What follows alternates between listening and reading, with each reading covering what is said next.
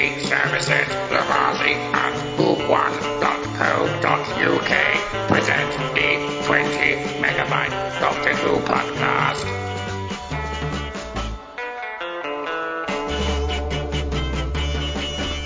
Hello and welcome to the 20 megabyte Doctor Who podcast, episode 545. I'm Adam, of course, and please forgive the bunged up nose and the gruff voice. I've had a cold for over a week now, and the fact that I'm talking to myself and I'm more likely to make a mistake. So, yes, OnlyFan TCCon 2022 this week, and I'll be playing snippets from the convention regarding interviews that I've done with the guests.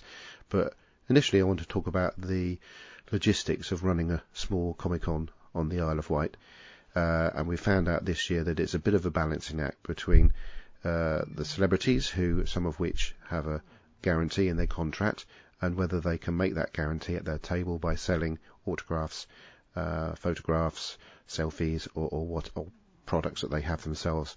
And of course, if they don't sell enough to meet their guarantee, then the event has to top up to their guarantee. And also you have to have or weigh up whether you have enough money coming through the door to seal that guarantee, plus their travel expenses and hotel bills and stuff. So I think we more or less got it right. I think perhaps all the guests maybe not have been suitable for the event, but you sort of live and learn. But what we did get right was have a brilliant load of cosplayers, some great entertainment with the Jedi Fight School, and with the board gaming, which was particularly good, and the VR we had by Dan Rowling and White VR. We had a lovely load of sellers as well, and just a large group of people who were just keen to have a geeky load of fun for the day. So it was a great relief to come away from the event and to be fairly confident it was a bit of a success. So for me, a success is breaking even. So I was not expecting to be saying that we are considering doing it again. Not saying we are going to do it again, but I really did think before it started the stress that's gone into actually putting it together would mean this will be it.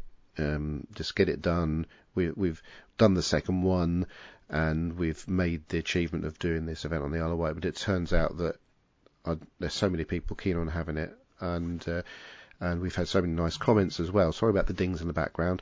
This happens to me all the time.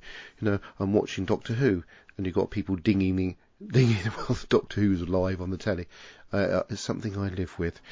But what I'm going to do, I'm not going to tell you what they are in advance, because I introduce the people in the actual interviews themselves.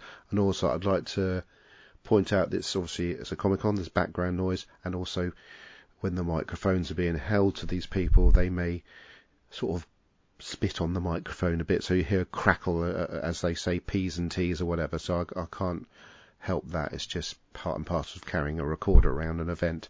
But hopefully you'll still enjoy the interviews. On a later date, we may make available the more in-depth interviews between Paul Wilson and the guests that we did during the Q&As on stage. So I don't know who's up next. I suppose you'll just have to wait and see.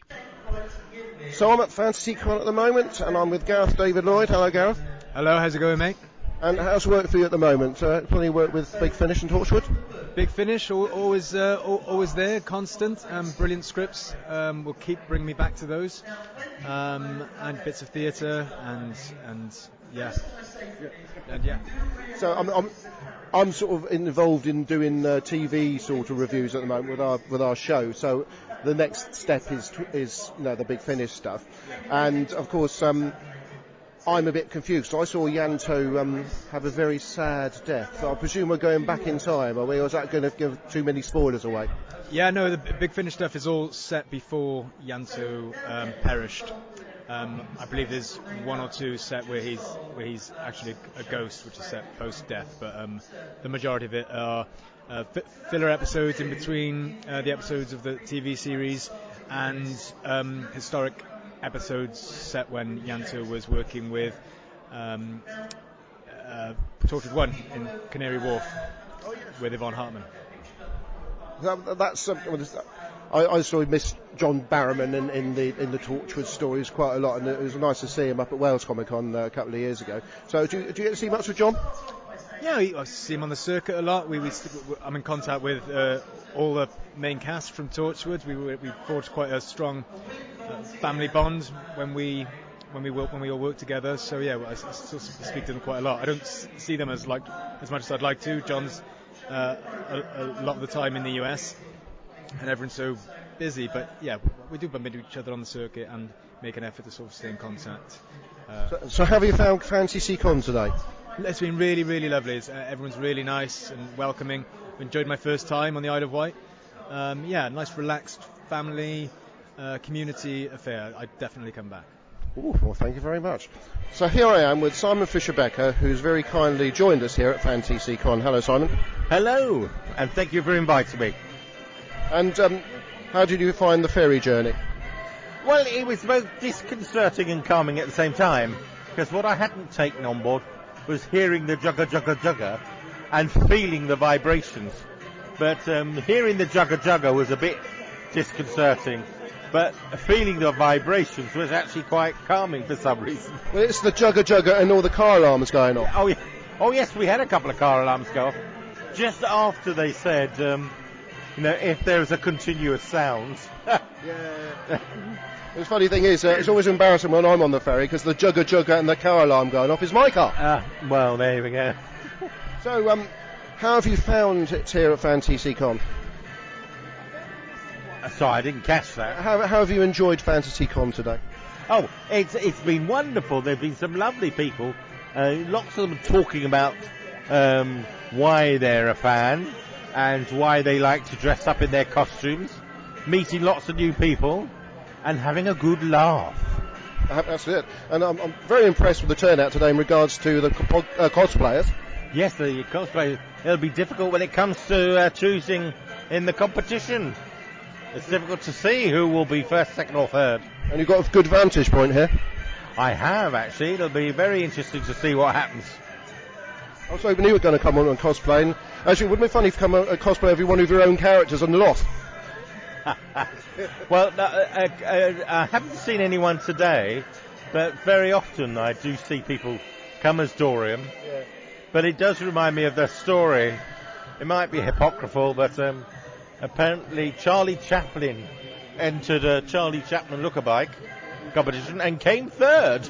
Yeah, as John Leeson came, he lost the K9 voice competition in America, didn't he? Oh, yes, I remember him telling me. Isn't life strange? Well, thank you, Simon. Thank you very much. And here I am at FantasyCon, surprise, surprise, and I'm with Joseph Millson, who is very famous in the world of Doctor Who in regards to Sarah Jane Adventures, at least, because you were Maria's dad, weren't you? That's it. I played Alan Jackson for 2 series. I don't know how many episodes that was, a dozen or so. And also lots of Doctor Who Big Finish stories. Was that same? Oh, various different characters. Yeah, various different parts. Yeah. A lot of the actors do Big Finish now. I think it's basically because the writing's so good, isn't it? It's great, and they're a nice bunch of people. And they treat you well, and you have a lovely time. Yeah. And of course, you've done lots of other amazing stuff too, haven't you? I know you did a video for us, and you couldn't actually reel it off comfortably because there was so much of it, wasn't it? That's true. I've been in the game a long time, and I've forgotten what I've done myself. I actually am in the embarrassing situation where I have to IMDb myself sometimes, or I forget things. Yeah, a lot of the actors don't bother keeping it up, do they? We've got an actor on the Isle of Wight called Joe Bone, and he's hardly got anything on the IMDb, and he keeps telling me about stuff he's done, you know. Yeah. I worked with Michael Caine last week. No, I love IMDb. It's very helpful for it is. Memory prods. Especially for researchers. Yes. It's more accurate than Wikipedia. Yeah, although it's not very accurate, and I need to change some things. I don't know how to do it. But like it says I only did 2 episodes of something, and I'm like, I did 18 of them. And they were hard work. I want to put them on there. You need to update that one, yeah. Do you update it yourself, though, don't you? I do, yeah. And I'm rubbish. Yeah. So what's the thing you're most proud of? Because you've done quite a lot, like I say. That's very difficult. Some of the things aren't that show busy that I'm really proud of. Like some radio dramas I've done are the best things I've ever been in. And, you know, if you weren't there the week it came out on Radio 4, you might not have heard it. But like I played George Orwell for a whole year on Radio 4, and we did these amazing plays where I was playing George Orwell. That's just amazing. Was that available to stream anywhere? I think it might well be on the BBC Sounds app. It was called The Real George Orwell. And then filming, goodness me, I don't know where to start. There's a thing called Banished I did in Australia that was written by Jimmy McGovern. That was probably the best thing that I've done. Played the main part in that for 7 episodes. It was brilliant. But not many people saw that, So have you got anything coming up that you're allowed to tell us? Yes. So this Christmas, I'm in a Christmas movie that's coming out on Sky Cinema, Universal Films, called, it's a remake, well it's not, it's a new Prancer movie for families. Oh, I've seen that. I've seen a preview. Yeah, with James Cromwell. Stars James Cromwell and my wife, and I play the baddie. I'm always playing baddies. But it's a beautiful, proper, old-fashioned, but made with modern technology, family Christmas film, but done quite high standards. It's wonderful, but it will be on Sky Cinema this Christmas, so that's a good one. Yeah. And what do you thought of Fantasy Con today? It's brilliant. Honestly, the atmosphere is wonderful. Everyone I've spoken to has been fantastic. People have gone for it with the cosplay, and brilliant interviewer up there. Really, He'll like you saying that. Oh, he's brilliant. He knows his onions, and just lovely. And he's doing it for free as well. Oh, that's absolutely. I did give him a sandwich earlier. There you go. Yeah. Thanks, Jason. Brilliant. Thank you. This is the bit I've been looking forward to. I'm with Clem So, who's been in so many things. Oh, come on, that's so corny. I love going to the cinema, Clem, and watching and waiting for the bit where you're going to pop up on the screen. Oh, I'm glad I can be of a surprise to you, and I believe it's becoming a bit of a pastime for people to spot me. Well, I think that's a brilliant pastime myself. Yeah. And unfortunately, is your IMDb up to date? No. Naughty boy. No, it's not up to date. Because Clem spotters would like it to be up to date. There's a couple of films missing for a good reason, but Because hush. Yeah, top secret. Your show reel, I was watching that the other day, and it doesn't have the films I've seen, because obviously it's like, they're slightly different type of film, aren't they? Sure. No. Obviously, a lot of things I do are background work. So for the show reel you're talking about, it's very more of an actor's show reel, which is quite old. I believe it's not been updated for a while. But there were some films I worked on that never came out, so I was kind of hoping that there'd be more, but there hasn't been. So that's why. I think a lot of us would love to get into sort of the background artist work, but obviously there's a lot of work, isn't there? And then you may or may not be in the film. Oh yeah, definitely. If you're going to be a supporting artist, don't do it because you think you're going to be in Star Wars or Doctor Who. Do it because you love the film and the process of making film. You can learn so much on set. From the directors or the cameraman.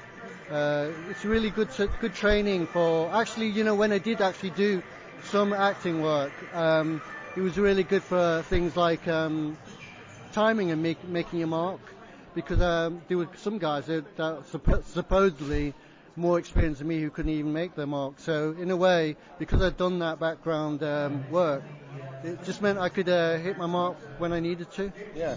So have you got anything coming up that hasn't been on screen? Yeah, you're smiling, that you can tell us about? No, the ones that I've been on I can't unfortunately tell you about. Would I be right in saying that the scenes, say in the Marvel movies for instance, they're mostly in the UK that those scenes are shot? All the ones I've worked on are in the UK. Obviously I think they shoot in Atlanta as well, quite a lot of the time. But yeah, I think more and more there's because of Disney Plus, there's a lot more out there, mostly at Pinewood Studios in Iverheath. Yeah.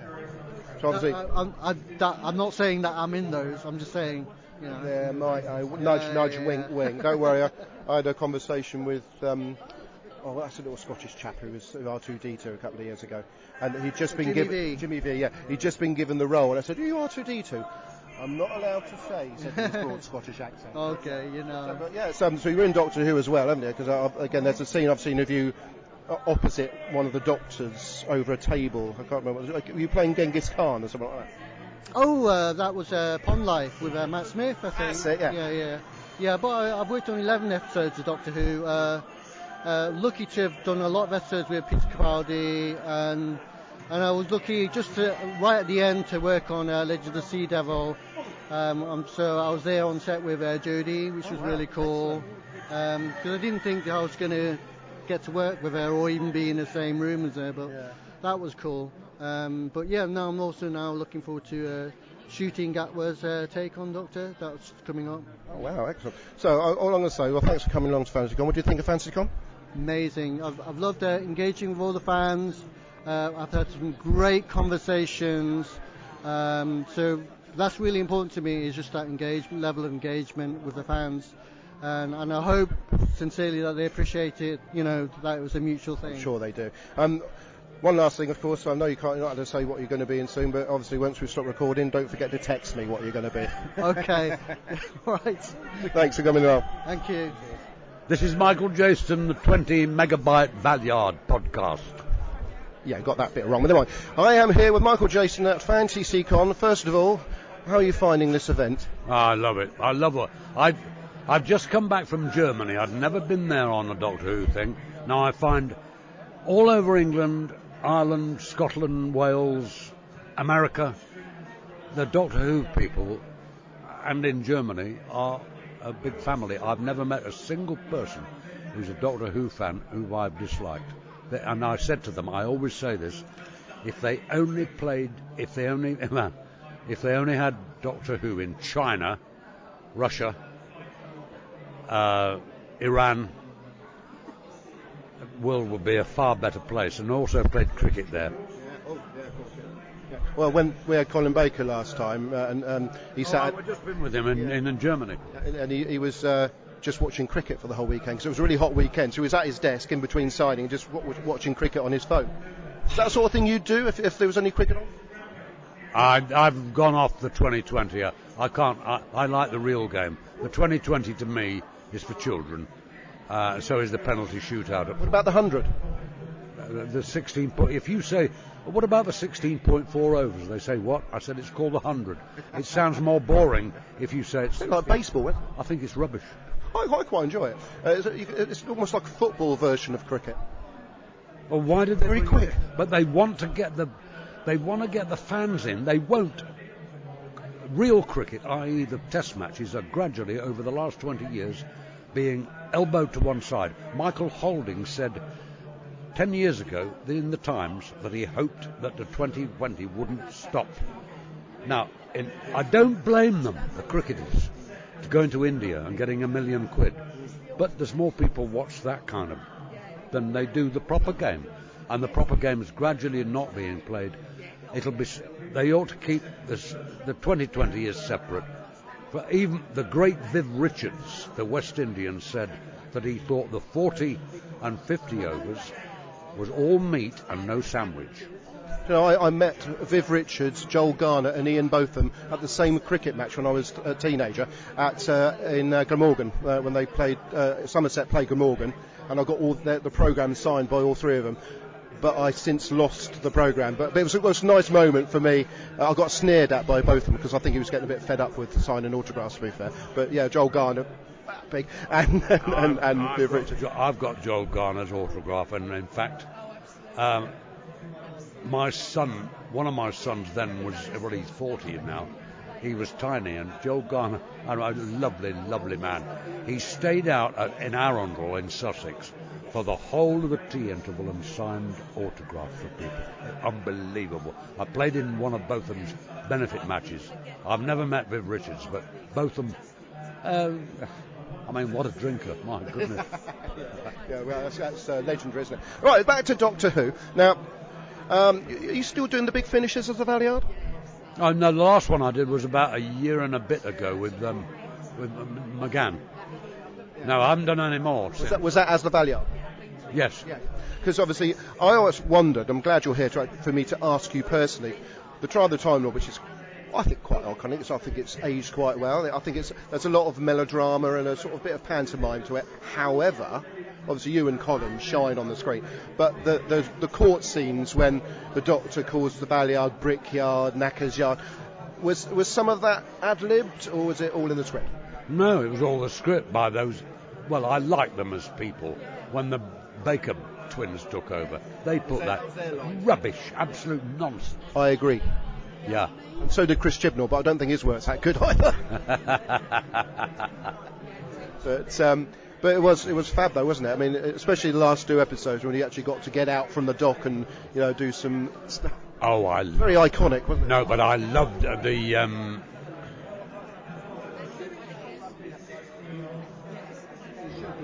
I loved going round the potteries in the. Oh, Jeff Hughes. Oh, bless him. Oh yeah, he lived on the island. He did. Yeah. I know. In fact, I was going to come and find him, but then he died. But all that. Round the pot. I love the pot. And we were going to go back there about a year and a bit ago, and it was all cancelled because of COVID, and I was looking forward to it. There's Jeff Hughes, what a lovely man. Yeah, I did take a picture of him once at a fete. He was very, very good in that. Yeah, he was just brilliant. I know somebody I worked with somebody who sort of met him and had a few drinks with him, and he said it was always struck by how genuine and lovely he was. Oh, he was one of the sweetest people I've ever met. Yeah. But it's funny, those last, not to say funny, but the last 2 episodes of Trial of the Time Lord, you got one written by Robert Holmes, the legend, haven't you? And of course he died. So, and the other half of it written by Pip and Jane Baker, wasn't it? If I remember rightly. I think he wrote 2, didn't he, Holmes? And then there was somebody else. It was finished off by another writer that wasn't Robert, wasn't it? Yeah. So we never knew what the real ending was going to be. No, but I'll tell you. All right, I won't say the rudeness, but I remember Jeff and Tony Selby, myself, Colin Baker, were in a car quite late. We'd finished in the potteries. Get back, and it's about 1 o'clock. So Jeffrey, Bonnie's there. Jeffrey said, and he didn't mean it, of course. He said, "Right, we'll wake up the night porter, have a few drinks, and then we'll all, you Bonnie." She took it seriously. She was only 20 at the time. I said, "Listen," I said, ran after her. I said, "It's not." Oh well, and of course, poor old Jeff got so upset. He bought her about 2 bottles of champagne and he's buying her chocolates. And she said, "It's all right. I now know it's a joke," because he got so upset about it. But he just meant it as a joke. Yeah. It's not a good idea these days. No, you can't say anything. Innuendo road of humour, is it? No. Anyway, thanks so much for coming along. It's an absolute delight. Thank you. Excuse me, ladies. Sorry, I'll do an interview. Sorry. I'm here with Carla Mendonça, who's joined us at Fantasy Con. Sorry to say this, but you're quite delightful. That's very nice of you. I've not heard that before. I'm sure you haven't. So, how are you enjoying it? I'm thinking it's great fun. It's great fun. I was just talking to Josh, who's my husband Clive Mantle's helper today, and he was saying how lovely it was to watch people be given so much pleasure by meeting the people that they've been watching or listening to all their lives. And it is a great pleasure to be able to do that. It really is. It's great. I mean, yeah, it's lovely. Of course, you've been in Corrie recently. I suppose people have been recognising you for that. Yes, and it's strange because in Corrie I have long hair because I've just cut all my hair off really short, and I thought no one will recognise me, but people still do. Yes, I auditioned for Corrie last year, August, and I was supposed to be 4 episodes, and I'm still there. Sort of over a year later, which is really nice. I'm not a regular, but if there's a school storyline, they bring Mrs. Crawshaw back. There's a potential for the character, isn't there? Well, yeah, exactly. Could end up with Ken Barlow. Well, do you know what? Yeah, do you know what? He's much older than me, but he's still really gorgeous. I bumped into him up there. He's absolutely gorgeous and charming and brilliant at what he does as well, yeah. One of my friends was in Corrie Crows, Toby Haydock. He played a traffic warden for a bit during COVID. Oh, it must be They haven't called him back, though. No, but it's they haven't got me now because that's why I've cut my hair, because they haven't got any school storylines. Wait till next year, hopefully, and they'll have some more. But So they always bring a sort of a wave of teenagers in at some point, don't they? Yeah, they're trying to get a younger audience, I think. Yeah. Well, not trying to, but just encouraging younger people to watch. Yeah. My Parents Are Aliens. Yes. That went on for quite a while, didn't it? You were the second mum, weren't you? Regenerated. I was morphed. Barbara Durkin, who played the first series, she morphed into an emu. And then an emu morphed into me. I don't remember that. No, I don't either. It's probably a bit odd because I wasn't a child when it was on, but I used to watch it because obviously CITV used to be on actual ITV, so it would be around dinner time, and it was a nice light-hearted thing to watch. Yes. A bit like Grange Hill. Yes, exactly. Yeah. It crossed all generations, really. I mean, I have people coming up to me, kids that are watching it on YouTube now, And I have teenagers or sort of mid-20-year-olds who watched it while they were at school, and then 30-year-olds who watched it when they were at university, because it was 20 years ago now. So yeah, now that was the best job in the world, because basically it was no holds barred. They were aliens. They'd never been here before. Everything they were doing more or less for the first time, and trying to get to grips with the rules. Hence Brian sniffing people's bottoms because he saw dogs doing it. Having to be told by his kid that that's not what humans do. With a tweak, it could have been an adult show, couldn't it? It could easily have been. Well, it was, because, I mean, adults used to sit and watch it with their kids, and it was equally enjoyable for both of them, wasn't it? Yeah. The kids were great in those, weren't they? They were absolutely brilliant. And then I think we jumped the shark in Series 8, where we got rid of all the brilliant kids and sent them to Canada to live with Uncle Brian and Auntie Sophie, who was Barbara and Tony. And then we set off in the spaceship again at the end of that series, and I said to Brian, don't touch the red button, don't touch the red button, don't touch the red. We had one window to get back to Valux. We had a window of about 15 minutes that would then disappear for the next 7,500 years or something. So and he touched the red button, and we crashed again, and we crashed into a lighthouse, and we got a whole bunch of other foster kids, 4 kids this time, who weren't very good. And they changed our dress, so we were in the 1960s, which is always a little bit the 1950s, which is where our original sitcom, the original Spaceship, was sort of morphed into we had a 1950s guidebook, so everything. Sophie's dresses were all 1950s. Brian was very, 50s, and that's a very innocent period. But the 60s is a little bit more knowing, so it just didn't really quite work. It was a little bit too sophisticated. Wow, it was such a good series. Yeah, and before that, do I sort of remember correctly, you were in some comedy sketch shows and stuff like that? Did the Harry Enfield show. There's a sketch called Women Know Your Limits, where I'm sure, if you look it up on YouTube, it's a black and white public information film in the style of, and I start talking about the gold standard at the dinner table, and it's much to the horror of all the men and the women, and I'm dragged off home and taught to behave appropriately, and I come back and talk about kittens, because that's just about the sum of what women were supposed to talk about. And yes, then told her what a delightful, sweet little thing I was. But that was great fun, and that's endured. Yeah, that's endured, that sketch. And French and Saunders, and the Lenny Henry show. Lots of comedy. You probably don't know, this is a Doctor Who podcast, but I like to branch. That's fine. Yes. I like to branch out and find out why people haven't been in Doctor Who. Oh, well, I've been in some audio Doctor Who. I thought you might have been. Big Finish, but I haven't been in actual Doctor Who, unlike Tony, who played Brian. It's amazing that Clive hasn't either. I know, it is. I know. What's the... Come on, been guys. hinted possibly to be the Doctor a couple of times. Has he? I don't know, probably. He'd make a good one, wouldn't he? Well, he'd be brilliant, I think. I think he'd be brilliant. But when you would, maybe. Because they're branching out. I don't think the business is terribly affectionately positioned towards middle-aged, middle-class white women at the moment, to be honest. But I'm very good at playing villainesses. I have played the White Witch and Cruella de Vil. But no, Big Finish. I did the Lucy. What's it called? The Lucy. The listeners are now shouting it. Yes, they are, and it's Sheridan Smith, the Lucy Thingy Adventures. Yes, I know Sheridan Smith. That's a difficult name to say, isn't it? Sheridan Smith, yes, it is. It's one of Paul McGann's companions. Yeah. And the other one that I did was Ravenous 2, which is Paul McGann and Nicola Walker and Hattie Morahan. Yeah. Well done, got those ones. Yeah. No, they were great fun. They were really good fun, and Clive's done a couple as well, actually. Well, thank you very much. You're very welcome. Better get back to the table, otherwise a certain person will be moaning about you not being at your table. Well, he's in the middle of an interview. I'm talking about my wife. Oh, the wife. Oh, Adam, lovely to meet you. And you, thank you. I'll see you later. Bye. Hello, Aaron. Would you like to speak? Hello. Oh, it's a recorder. Yeah, it's a recorder. We can edit, don't worry. Hello. Hello. And what are you hoping to see today? Lots of different cosplaying things, and I'll introduce myself quickly, and feel free to ask any questions as well. So I'm actually a totally blind person, so for me I love coming to these different conventions. Yeah. I love meeting lots of different cosplay characters and stuff, and I also do martial arts, I do theatre.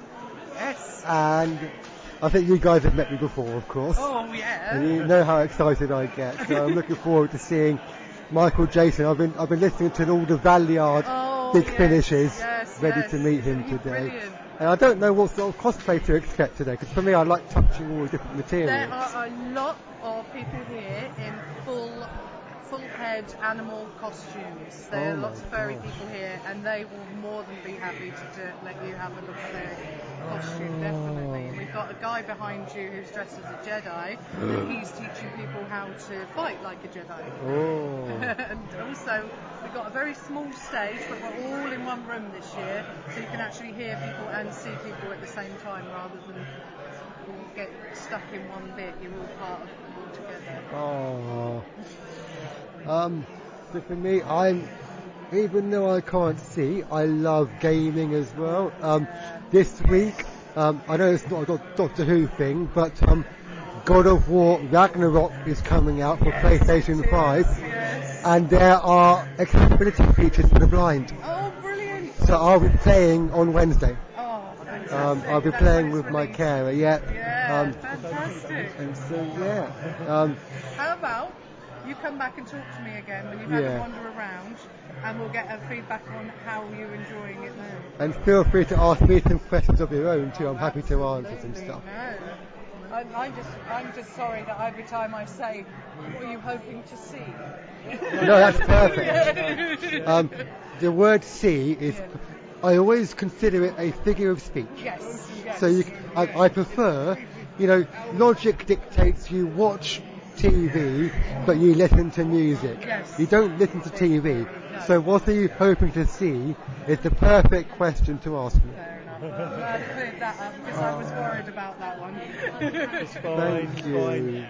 We've also got, all through the day, there is a cosplay show. There's a cosplay competition at 3 o'clock. 3 o'clock. Yeah, so you'll be able to see and hear your favourites. And hopefully be able to touch some of the cosplay. There is one guy wandering around dressed as a T-Rex. He's fantastic. He's just wandering around in an inflatable outfit. There's quite a few of them. And there's loads of doctors, and we've got some cats in the TARDIS right now. There's That's my two friends.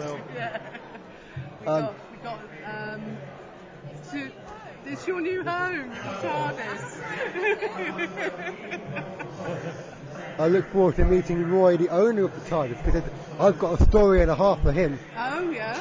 He doesn't even know. I said, do you know Field of Force Day? And he said, no. Oh. Well, Field of Force Day, you know this TARDIS? That is the TARDIS from Field of Force Day. Yes, it is. And he doesn't know. So I'm looking forward to it. He's around somewhere. He's been talking to the Valeyard for quite some time. Oh, no, that's who I'm looking forward to seeing. Oh, there he is. The Valeyard. Aaron wants to say something to you. He's right behind you. Are you Roy? Yeah. Hello. Thank you, my darling. I am in a very comfy room here and a comfy sofa with Clive Mantle. Hurrah! And have you enjoyed your time on the Isle of Wight? Oh, fantastic. Thank you very much indeed for inviting both myself and my wife down here. It's a glorious place. How lucky you are to live in this hallowed part of the world. Which is quite remarkable considering the weather. I know. Well, that's a testament to it, that it shines forth even in the grip of the storm. I wasn't last here in about 60 years ago, but I did holiday continually here for 3 or 4 years, 60 odd years ago, with my parents and my elder brothers around Ventnor and Shanklin and all over the place. So I have very happy memories of more the names of the places. They've come down through our family and folklore rather than actually memories of the places. But I'm going to do a tour tomorrow morning and pretend that I remember it all. Yes, I might bring back some nice memories. You never know. So of course, it's been a particular delight of us to be able to have you here at the event, because I think almost like a national treasure. Well, that's really lovely of you to say. I don't feel like a national treasure. I feel like a bit of an undiscovered rough diamond that sometimes bursts out into the daylight and sometimes gets hidden in obscurity for long periods of time. But that is the actor's life. I expect during my 40-odd year career, I've been on the top of the world about 10 times, and it's equally at the bottom of the pile about 10 times. Where you're about to lose your house, you're about to default on your mortgage, whatever it is. And then other times where you cannot possibly fit the amount of work into the 24 hours that are allotted to you every day. It's feast or famine. It always has been, but it's the only thing I can do other than write. So I may as well carry on now. Bit late to change, at this age. Well, obviously, you remember seeing you first off in Robin of Sherwood, because I remember I was about 17, 18, and that's when I moved out from home, and I got my own, hired my own telly, my own video. So in those days it was like 4 channels, so you had to record stuff, and you have so much choice now. So it was a Saturday evening, and even if I didn't really particularly like the series, not because of you, but because I thought that Michael Praed was a bit pretty boyish, and as a teenager you don't like pretty boyish lads, But there was certainly a great cast that have gone on to greater things, haven't they? It was amazing. It's funny you say about Prady, because he and Judy Trott used to be one end of the makeup trailer in the morning, having their cheekbones adjusted. And Ray Winston and I used to be down the other end of the makeup trailer, having grease put in our hair, dirt put in every crevice on our face, and we just used to look at them and go, "Do we live in the same forest as you?" But no, glorious times. Yeah. I mean, my memories are of obviously making the series rather than the finished product. I'm scared of watching the finished product in case it's dated. I'm assured by people that it's still worth watching, and it was made with such love, affection, and skill. And Clannad doing the music. We loved it. We're all very proud of it, and we all still meet up. We're all great pals. Next year's 2023 is the 40th anniversary of making it, so 2024 will be the 40th anniversary of it first hitting the screens, and we're going to have a massive hoolie. That's all right. That's okay. That's the podcast, Father. It's me, Paul, here. Not interviewing, just interrupting. Yes. He's good at that. and what a beautiful interruption it was. So that's 40 years in the making, and the Robin of Sherwood fan base is so wonderful. It's very loyal and very gentle, very kind, and still that misty look in people's eyes when you talk about the series and about making it. Because these things really do mean a lot to people. Well, like I said, it's something that me, if it come out when I was my age, I'd enjoy. But I'd say it was your attitudes and taste change as you get older of the type of things you want to watch. It certainly isn't dated. Obviously, moving on was Casualty, wasn't it? And I'm pretty sure the character you played in Vicar of Dibley was very much sort of based on that character, wasn't it? Well, Dawn, I think Dawn said, I want that one to play Simon Horton, because she liked Dr. Mike, so I was very, very lucky. And what a joy to work on. She is just the most, almost the supreme being, Dawn French. I just realised that you were in Vicar of Dibley. That's what we just talked about. Is he paid to interrupt? Yeah, well, with his mouthful as well. I know you're doing an interview, and I know this you just want to know, don't you? But it just occurred to me, and I can see the bloody episode. The most iconic, that puddle splash. I knew in the background. Of course, amazing. The scene only works because of how good I am in the background. It was a great reaction. Nothing to do with Dawn going in the puddle. No. That's why it's taken me so long today to work out it was you, because your performance was so subtle. I blended into the background. Yeah. Thank you. Oh, Clive, you've done that wrong. Let's do a retake. Yeah. No, she's. He's not going to come in again, is he? No. He's that. She's the consummate. She's the supreme being. I thought her. She's wonderful. And then, of course, diverse as you are, Game of Thrones. And I will admit, I haven't got around to watching it yet. My wife absolutely adores that House of Dragon, which she calls House of Dragons, and she really enjoys it. And I said, "Are you going to watch Game of Thrones now?" Because we've got it there to watch. Episode 1 is queued, and I'm just trying to persuade her to watch it. Yeah, well, an extraordinary thing to be part of, because the first series, 10 episodes, $50 million, and it's all up there on the screen. It really is. It's certainly not in our pockets. I know that, but. an extraordinary thing to be part of. Not the most comfortable filming experience of my life. It was minus 22 degrees in Belfast when we were filming that. I was not long back from Everest at the time, doing a charity. So you were acclimatised then? Well, the coldest it got there was minus 15. Right. So Belfast was 7 degrees colder than Everest. So pick the bones out of that. It was a bit chilly there on Titanic Dock in Belfast. Yeah. Now, Carla was saying she's done some Big Finish stuff. Yeah. Have you been doing any Big Finish? I have. I think I've done 3.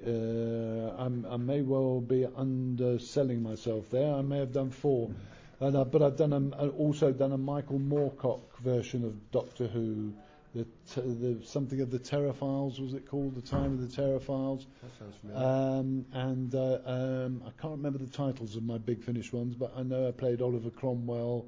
I played a space scientist and something else. But by the very nature of them, you're in and out doing these jobs that very quickly. You know, they come and go quite quickly. So it's hard to hold on to all the information if it's about 20 years ago. Do a lot, it is. Yeah. I don't, obviously, as my wife said, I can remember quite a lot because I don't do a lot. And I still tend to forget stuff. Then the question leads to Doctor Who proper. I think you might be the only actor. How did I describe you earlier on? National treasure. So that hasn't been in Doctor Who, so obviously it's on the cards, isn't it? It's going to happen at some point. Well, I hope so. I really would like to be a small part of it. I feel vicariously part of it because Terry Walsh, our stunt coordinator on Robin of Sherwood, held the record for the most appearances in Doctor Who. And probably the most deaths as well. Yeah, because he was stunt coordinator and he was like every monster there ever was. Whether he still does hold that record, I don't know. I wouldn't be surprised. I know John Davies heavily involved in that sort of stuff in Doctor Who. But Terry certainly held it for a long while. And I had the great privilege of meeting Terry Nation out in Los Angeles when we were out there trying to get some work off the ground, and he was very kind and gracious to Mark Ryan and myself, and went round to dinner at his house. So to meet the creator of the Daleks was a great honour. There was something I was going to ask, and what it was now. It's time for another interruption, surely. Yeah, now Paul needs to come in just to fill in that gap, doesn't he? Like I said about the you having not yet been in Doctor Who. It was a bit like Michael Sheen not yet being in Harry Potter. Probably a bit too late for that now, isn't it? Yeah.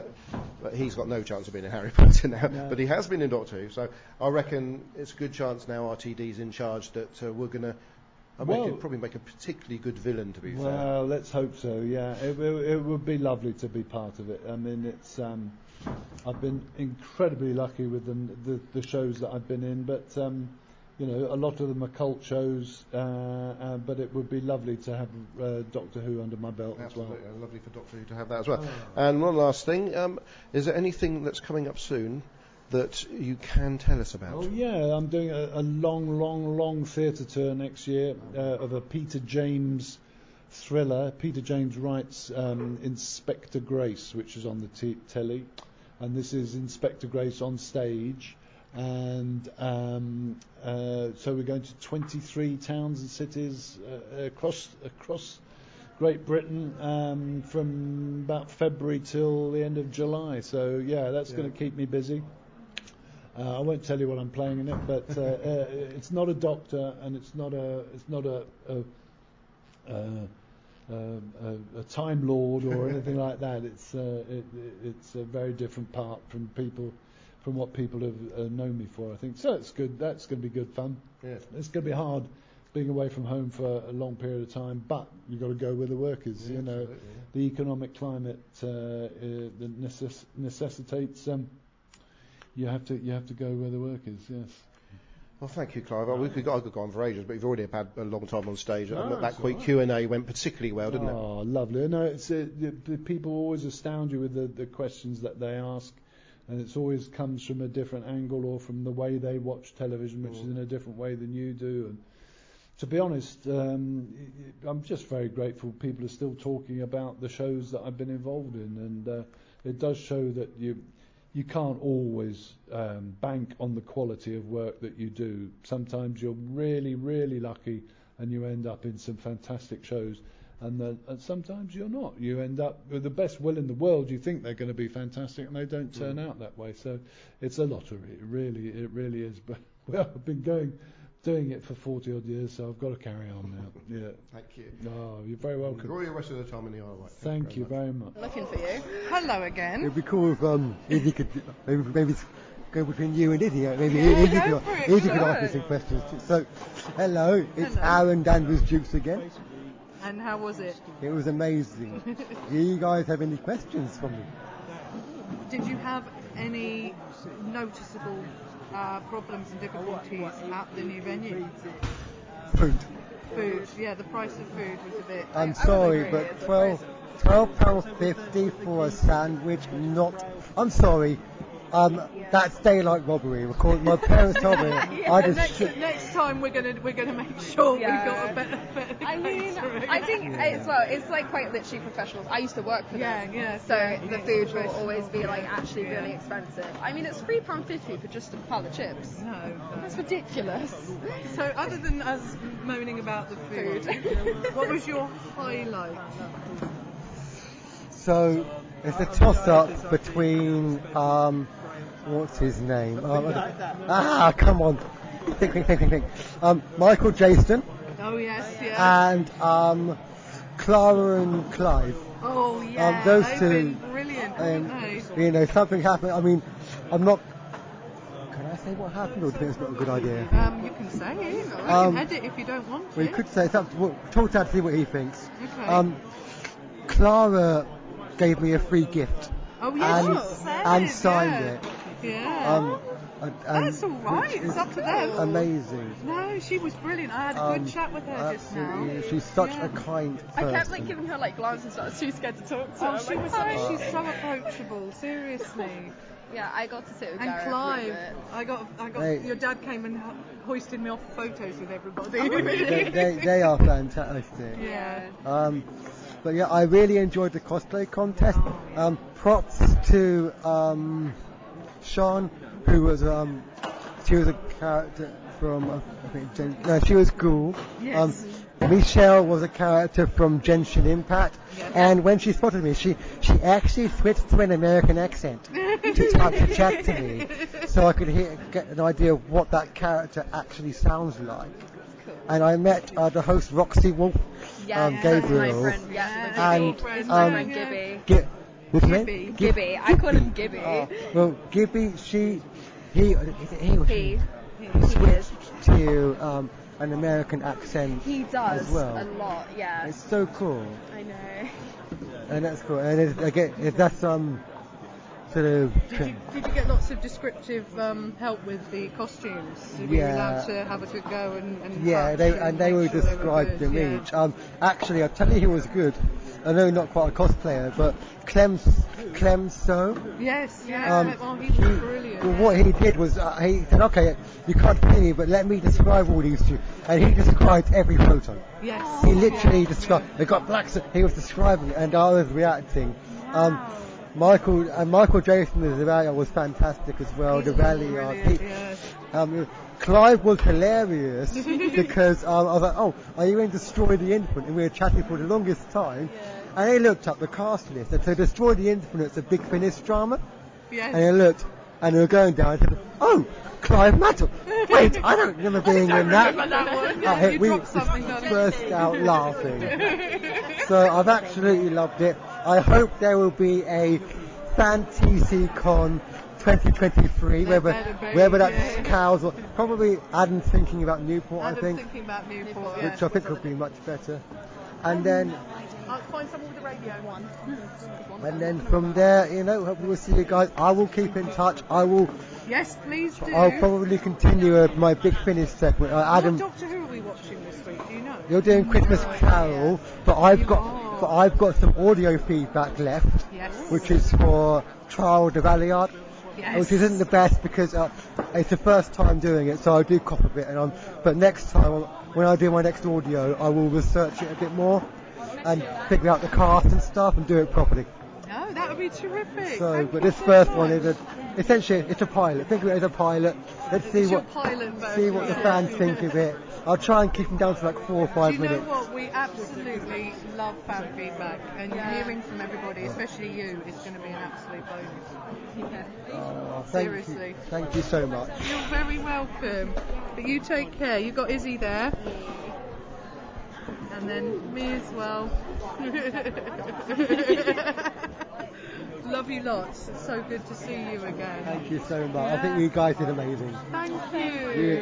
Do try, and we will be doing this again. We have to. Hopefully. Okay, I'm going to turn this off. Thank you so much. Thank you so much. The 20 Megabyte Doctor Who podcast is an APV Services production sponsored by who1.co.uk, lavazi.co.uk. We are a proud member of the Doctor Who Podcast Alliance. Doctor Who is a trademark of the BBC. No copyright infringement intended.